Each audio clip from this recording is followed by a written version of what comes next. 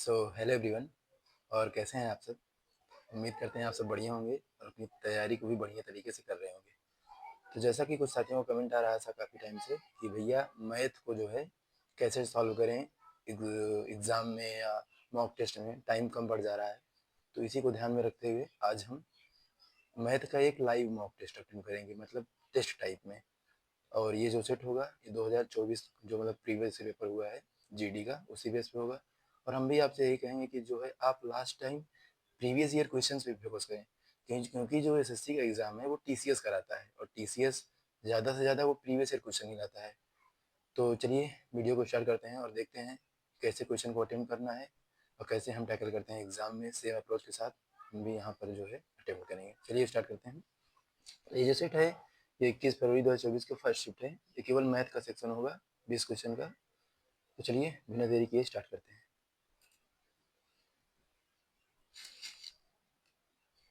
पहला क्वेश्चन है बड़मास का है।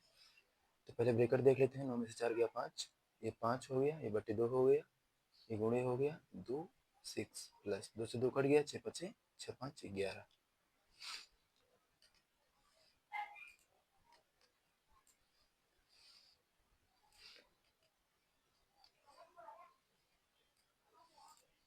अगला क्वेश्चन है रमेश का वेतन रमन के वेतन से 20% अधिक है।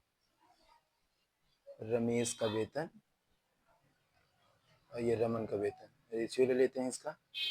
रमन के वेतन से 20% अधिक है। 20% फ्रैक्शन हो गई 1/5। दैट मीन्स रमन के वेतन से अगर रमन का 5 है तो इसका 6 हो जाएगा।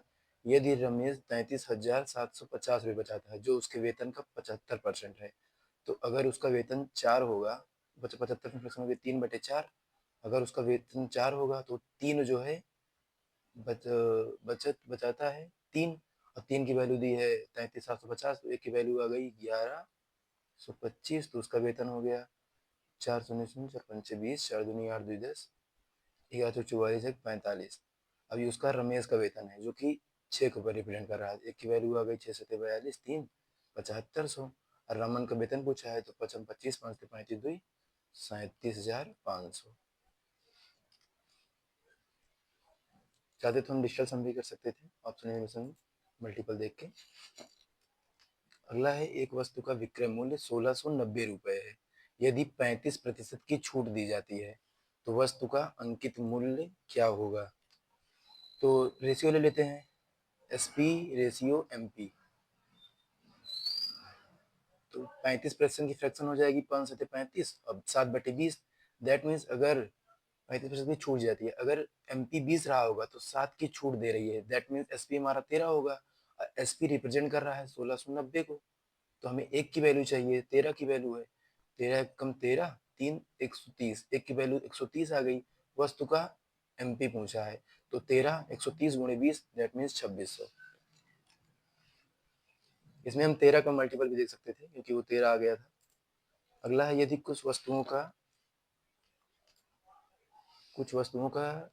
यदि कुल वस्तुओं को 70% 20% के लाभ पर बेचा जाता है, शेष वस्तुओं को 10% की हानि पर बेचा जाए तो कुल लाभ प्रतिशत क्या होगा? बेसिक से भी कर सकते हैं बट हम इसमें मिलीगेशन लगाएंगे। तो 20% के लाभ पर बेचा जा रहा है, दैट मीन्स 120 होगा। शेष वस्तुओं को 10% की हानि पर बेचा जा रहा है, दैट मीन्स ये 90 होगा। और हमको ये बीच वाला चाहिए, ओवरऑल चाहिए। और ये कितना था? पहला वाला जो था वो 70% था, दैट मीन्स ये 7 था तो वो 30 होगा, ये 3 हो जाएगा। अब जब भी ऐसे बीच वाला निकालना होगा तो इसका डिफरेंस लेंगे। डिफरेंस कितना है यहाँ? 30 का। अब इसको हमें 7 3 10 में इसमें बांटना है, 7 3 10। तो 30 की वैल्यू 10, एक की वैल्यू 3, दैट मीन्स ये 21 आएगा और ये 9 आएगा। और हमारा जो भी आंसर होगा वो 120 और 90 के बीच होगा। और ये 90 से 21 ज्यादा होगा, 120 से 9 कम होगा। तो एक 90 में 20 जोड़ देते हैं 111। और यहाँ भी देख सकते हैं 9 घट जाएगा, 111 आ गया इसका। तो 11% लाभ होगा, 11% लाभ। 100 से कम आता तो हमें हानि होती। अगला है 2.3 के ऊपर बार लगा है, 4.3 के ऊपर बार लगा है। तो उसको हम सिंपली लिख सकते हैं 2 पॉइंट मतलब प्लस भी कर सकते हैं, 3/9 लिख सकते हैं। और इसको लिख सकते हैं 4+4 प्लस 3/9 लिख सकते हैं। ये हो जाएगा 3 1 जा 3, 3 दूनी 6 7/3। और ये हो जाएगा 3 4 3 12 1 13/3, 13 7 20/3 आ गया इसका।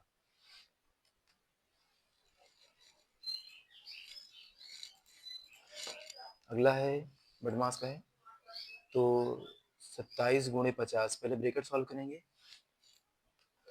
27 गुणे 50, ये ब्रैकेट सॉल्व होगा, बटे में 25 आएगा तो इसे डायरेक्ट 25 लिख सकते हैं। और गुणे 5, अब 15 में से 14 गया, एक कोई मतलब नहीं उसका होगा। प्लस अब 8 से 25 से भाग करेंगे, 25 दिए 75, 5 25, 25 दूनी 50, 25 दूनी 50, ये 25 दूनी 50, 27 दूनी 54, और 54 5 दूनी 10, 270 आ गया। अब प्लस 32 ऐड कर देंगे, तो इकाई अंक 2 देख लेते हैं। 2 2 में है 7 3 10, 2 1 302 आ गया।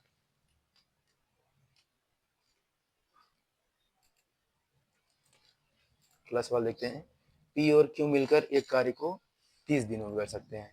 क्यू और आर उस मिलकर उस कार्य को 37.5 दिनों में कर सकते हैं। और आर पी उस मिलकर 150 दिनों में कर रहे हैं। तो देखते हैं, पी प्लस क्यू कर रहे हैं 30 दिन में, और क्यू प्लस आर कर रहा है 37.5 को लिख सकते हैं 75/2, और आर प्लस पी कर रहा है 150।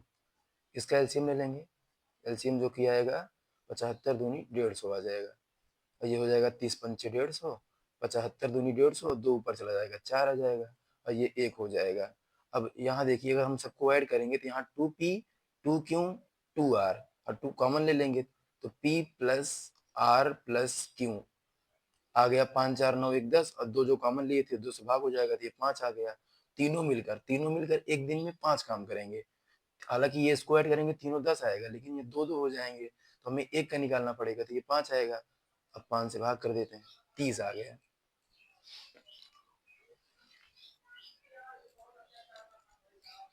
अगला है 35 कर्मचारियों का औसत आयु के रुपए है। यदि प्रबंधक की भी आय शामिल की जाए तो औसत आय 19,000 रुपए हो जाती है। तो इसको सिंपल ही करते हैं, 35 कर्मचारियों की औसत आय के होगी। अगर हम कुल योग निकालेंगे तो ये हो जाएगा 35 के। अब इसमें एक आदमी की आय और ऐड हो रही है, जो की आय है उसकी प्रबंधक की 54,000 रुपए। ये टोटल हमारा योग हो गया। अब नंबर कितने हो गए, अगर हम इसको नंबर से भाग करेंगे तो हमारा एवरेज आ जाएगा। नंबर पहले 35 लोग थे, अब एक लोग और आ गए, दैट मीन 36 लोग हो गए। अब जो है आय कितनी हो जा रही है, औसत आय 19,000 हो जा रही है। तो ऐसा नहीं है कि उसको हम डायरेक्ट सॉल्व करने लगेंगे, ध्यान से देखेंगे तो हमें 35 के यहाँ मिल जाएगा, और इसको 36, ये 36 में मल्टीप्लाई होगा, 54,000 घट जाएगा। इसको हम 3,000 अपनी तरफ से काट देते हैं, लास्ट में से हम ऐड कर लेंगे। अब 19 गुणे 36 कर लेते हैं, 19 छक्का 114 की 4 हाथ से लगा 11, 19 तिरिक 57, 51 10 68, 684। अब 54 घट जाएगा, ये हो गया 4 में से 4 जीरो, 8 में से 5 गए 0 6। अब के की वैल्यू आ गई 7 5 35, 7 9 63। अब 5 से और भाग करेंगे 18। अब हमने 1,000 को हटा दिया था, तो 1,000 यहाँ ऐड करना होगा, 18,000 आ गया। के की वैल्यू 18,000। अगला सवाल है, 22 शिक्षकों की औसत आयु 64 वर्ष है। उस समूह में एक नया शिक्षक शामिल होने के बाद 1 वर्ष बढ़ जाता है। औसत 1 वर्ष बढ़ जाता है, शिक्षक की आयु, तो ये लिखते हैं नंबर, और ये लिख लेते हैं एवरेज। अब नंबर पहले 22 लोग थे, तो और एवरेज जो था वो 64 था। अब एक लोग बढ़ गए, प्लस यहाँ 1 हो गया, ये 23 हो गए। और औसत में क्या हुआ, औसत भी जो है एक बढ़ गया, तो औसत कितना हो गया 65। तो 65 की मल्टीप्लाई इसमें करेंगे, हो गया 65, और प्लस 22 की मल्टीप्लाई इसमें करेंगे, 22 एक कम 22, तो 65 और 22, ये जो नया आदमी होगा उसका जो है आ जाएगा, ये 22 होगा, 5 2 7 और 6 2 8, दैट मीन उसका जो होगा आयु 87 वर्ष हो गई। सिंपली भी कर सकते थे 22 गुणे 64 करके, बट ये ज्यादा आसान है थोड़ा। अगला है, किसी धनराशि पर 20 वर्ष के लिए प्राप्त साधारण ब्याज उस धनराशि का 2/5 है। तो इसको सिंपली करते हैं, धनराशि का 2/5 है, दैट मीन्स अगर धनराशि 5 रही होगी, इसको 500 मान लेते हैं, और 20 वर्षों के लिए रेट हमको पता नहीं है, तो रेट आर मान लेते हैं, बटे 100, ये हो गया PRT बराबर ब्याज कितना है हमारा 500 का 2 है, दैट मीन्स वो 200 हो जाएगा। 5 का 2 था ना, तो ये हो जाएगा 20 पंचे 100, आर वैल्यू आ गई 2%।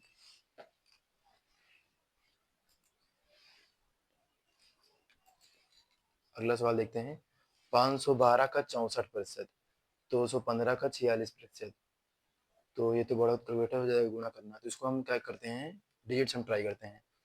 तो डिजिट सम जो आएगा 512 का जब डिजिट निकालेंगे तो 5 2 7 1 8 हो जाएगा, और गुणे 6 4 10, इसका 1 हो जाएगा, प्लस इसका 215 का 5 2 7 1 8 गुणे 6 4 10 1 8 बटे 100 से मतलब ही नहीं है, 8 उसको बटे 1 हो जाता है, 8 1 कम 8 plus 8 1 come 8, that means digit सम हमारा आ जाना चाहिए 16 मतलब 7। डिजिट सम से हम ये चेक करेंगे कि कौन सा ऑप्शन नहीं होगा। 6 2 8 4 12, 12 5 17 8 25, 7 आ गया। हो सकता है, जरूरी नहीं यही हो सकता है। 4 2 6 4 10, 8 5 13, 8 5 13, 4 17 2 19, 4 23 3 2 5, ये तो कंफर्म नहीं होगा। 8 5 13, 7 20 2 22, 4 26, 6 2 8, ये भी नहीं होगा। 8 2 10, 4 14, 8 22 5 27, 7 2 9, यही भी नहीं होगा। डिजिट सम 7 आएगा, कंफर्म है ये। इससे हम ये चेक करेंगे कौन सा ऑप्शन नहीं होगा, ये नहीं कि कौन सा होगा, कौन सा नहीं होगा हम ट्राई करेंगे। एक मिश्रण में दूध और पानी का अनुपात 2:3 है। मिश्रण में थोड़ा दूध मिलाया जाता है जिसके कारण दूध और पानी का अनुपात 10:3 हो जाता है। ये मिल्क है और ये वाटर है, 2:3 में था, जिसके कारण इसमें कुछ दूध मिलाया जा रहा है जो कि हो जा रहा है 10:3। तो हम पहले देखेंगे, हम मिला मिल्क को रहे हैं, वाटर तो सेम ही रहेगा, वाटर इसमें सेम भी है। तो कह रहा है कितना मिलाया हमने, 8।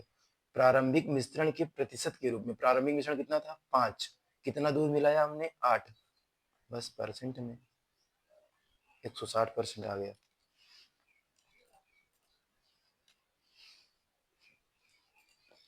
अगला सवाल देखते हैं। अरविंद एक काम को 20 दिन में कर सकता है, बक्सी 22 दिन में कर सकता है। यदि वे दोनों मिलकर 5 दिन काम करते हैं तो शेष काम का भाग कितना होगा। तो अरविंद जो है कर रहा है 20 दिन में, और बक्सी कर रहा है इसे 22 दिन में। एलसीएम ले लेते हैं, कितना आ जाएगा, ये 220, ये हो गया 11, ये हो गया 22 एक कम 22, 10 आ गया। दोनों मिलकर 5 दिन काम करेंगे, दोनों मिलकर एक दिन में 21 काम करेंगे, 5 दिन में कितना करेंगे, 105 काम। 105 काम कर लिए 220 का, 5 दूनी 10, 5 एक कम 5, 5 चौक 20 2 5, 21 काम कर लिए 44 में से, तो बचा कितना काम, 1 माइनस कर देंगे, 44 एक कम 44 में से गए, 23/44 आ गया। अगला सवाल है, एक व्यक्ति 1 रुपए में 35 पेन खरीदता है, उसे 1 रुपए में कितने पेन बेचने चाहिए ताकि उसे 40% का लाभ हो। अब जो है यहाँ हमें 40% का लाभ हो। अब ये जो 35 है, ये 35 उसका क्या हो गया, अब ये 35 उसकी वैल्यू हो गई 140, 40% अधिक, मतलब 140% की। अब कितना करें, 140 की वैल्यू हो गई, ताकि हमें लाभ हो तो 100% की वैल्यू चाहिए। 7 20 सत्ते 140, 7 पचे 35, 20 पंचे 125, 25 पेन उसे बेचने होंगे।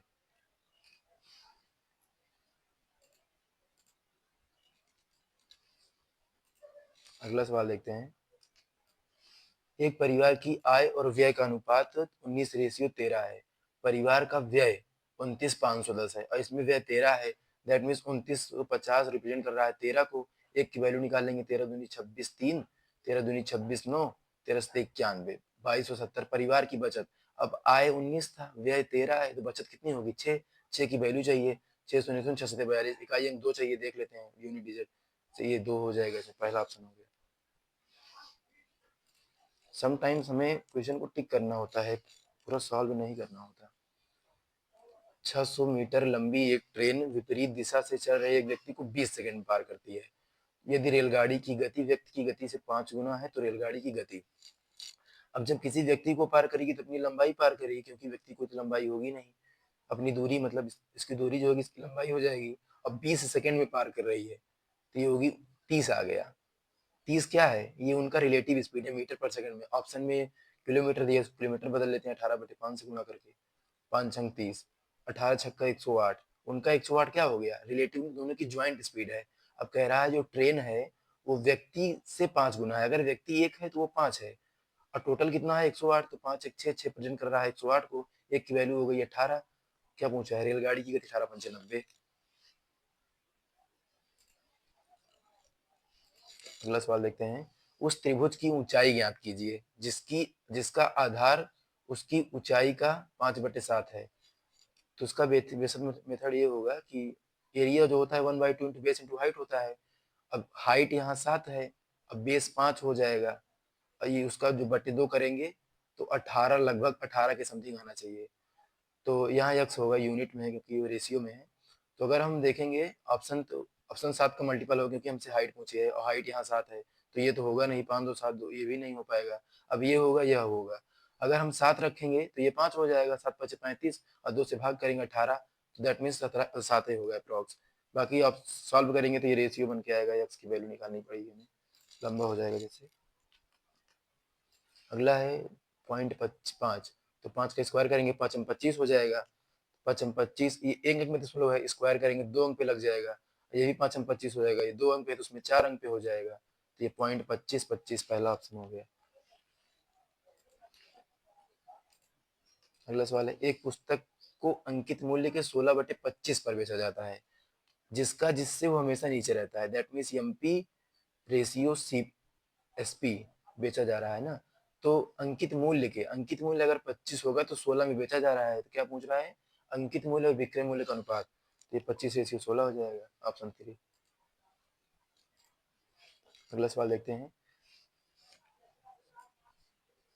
एक निश्चित ब्याज दर 2 वर्षों के लिए मूलधन पर साधारण ब्याज और चक्रवृद्धि ब्याज क्रमशः 12,000 रुपए और 14,400 रुपए है। ये फर्स्ट ईयर होगा, ये सेकेंड ईयर होगा। अच्छा, ये जो 12,000 ब्याज है तो सेम होगा, ये 6,000 इस पे होगा, 6,000 इस पे होगा। ये 14,400 एक्स्ट्रा कितना हो गया, 12,000 से 2,400, 0 0 4, 2,400 एक्स्ट्रा क्यों होगा, क्योंकि इस पे ब्याज लग गया। अब 24 पर जब ब्याज लगेगा तो ये हो गया 24 ब्याज लगा 60 पे, तो परसेंट में कितना, ये हो गया 20 3 60, 20 पंचे 100, 3 8 24, 40% रेट आ गया। लेकिन मूलधन पूछ रहा है, अगर 2 वर्षों के लिए ये हो जाएगा 80%, मूलधन हमको पता नहीं है, बटे बराबर ये दिया है हमको 12,000, साधारण ब्याज से हम निकाल रहे हैं जब, तो ये हो जाएगा 0 से 0 काट देंगे, 8 15 120, 15 से स्टार्ट होगा, ऑप्शन नहीं होगा। तो ये 20 क्वेश्चन अटेम्प्ट हो चुका है। तो चलिए इसको हम जो है सबमिट करते हैं।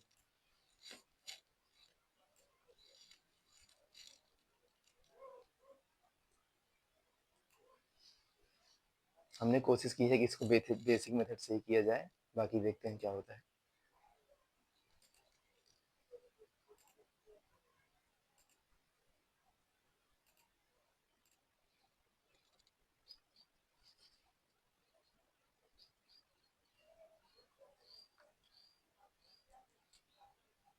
तो यहाँ हमारा रिजल्ट आ गया है।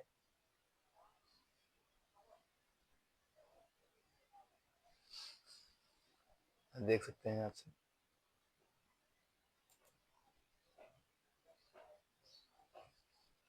तो वीडियो पसंद आई है तो वीडियो को लाइक करें, सब्सक्राइब करें, और अगर आप सबकी डिमांड रही तो हम ऐसे ही और वीडियोज लाएंगे। बाकी अगर आप कोई और डाउट हो तो कमेंट सेक्शन में पूछ सकते हैं। और जैसा कि आपको पता है कि एसएससी जीडी का एग्ज़ाम जो है वो 4 फरवरी से स्टार्ट है। तो आप सब लास्ट टाइम जो है ज़्यादा से ज़्यादा पीवाईक्यू पर फोकस करिए, क्योंकि जो टीसीएस है वो सिर्फ और सिर्फ प्रीवियस ईयर क्वेश्चन बेस पर ही वहाँ पेपर मिलने को इस बार भी देखने को मिलेगा। और आपकी जानकारी के लिए बता दें, हमने भी 2 बार एग्जाम दिया था जीडी का, हालांकि दिया तो 3 बार है, बट क्वालिफाई हम 2 ही बार हुए हैं, 2022 का और 2023 वाला 24 वाला जो रिसेंटली हुआ था। बट अनफॉर्चुनेटली हम दोनों बार मेडिकल में जो है फेल हो गए थे। बट ठीक है, इस बार भी देखते हैं क्या होता है। तो आप सब लास्ट टाइम ज़्यादा से ज़्यादा फोकस पीवाईक्यू पर ही करिए, क्योंकि सेम सवाल सेम कंसेप्ट पे वहाँ कुछ भी नया नहीं मिलने को मिलेगा। जैसे हम देखते हैं स्टूडेंट परेशान रहते हैं कि कैसे कहाँ से कर लें, इनको मैराथन देख लें, उनकी मैराथन देख लें, ऐसा आपको नहीं करना है। आप सिर्फ जो है पर डे डेली बेसिस पर पीवाईक्यू सॉल्व करिए, जो कि टेक्स्ट बुक पर अवेलेबल है सभी सेक्शन का, मैथ का, रीजनिंग का, जीएस का, और ऐसे ही हिंदी का भी है।